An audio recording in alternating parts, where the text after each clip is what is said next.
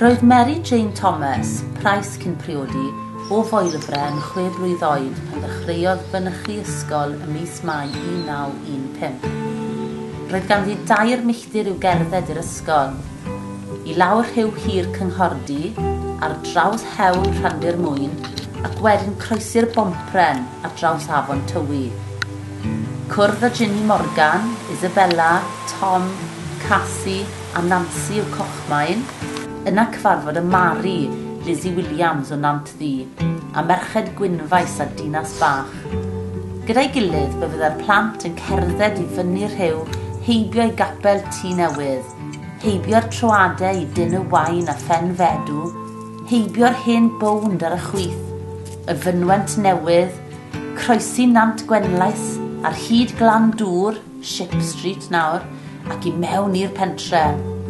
Yna heibio'r eglwys a'r neuadd Arms a pherllian y dafarn mwyn cyrraedd clwyd yr ysgol yn ddiogel o'r diwedd. Os byddai'r tywydd yn wirioneddol wael, byddai Mary Jane yn aros gartre, a gan amlaf byddai'n mynd i'r ysgol yn wlyb ddiferi, cyn gorfod treulio'r diwrnod cyfan yn ei dillad gwlyb. Arfera'r plant hel mwyaf dion a chnau o'r perthi ar ei ffordd i'r ysgol. Ac unwaith, cafodd Mary Jane y gansen gan Mr Evans am dorri cneien a'i danedd. Fe gwelais yn dod tu ag ata i. Rhwg dy law mas, meddai. Gweithaf hyn, credai fod Mr Evans yn athro da iawn. Fel arfer, roedd yn ffein iawn ac yn ei dysgu trwy gyfrwng y Gymraeg a'r Saesneg. Ond doedd Mary ddim yn hoffi Gwen Thomas, a fyddai'n pinsio'r plant yn aml.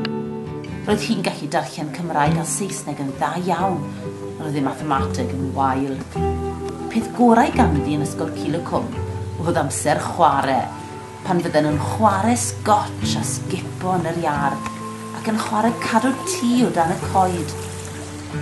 Roedd Mary Jane yn mynychu'r ysgol Sul yng Nghapel Bach, gyferbyn a Bryn Hyfryd, ac roedd yn aelod o gôr plant Tŷ Newydd, a enillodd y wobr gyntaf mewn Eisteddfod yn Llanymddyfri.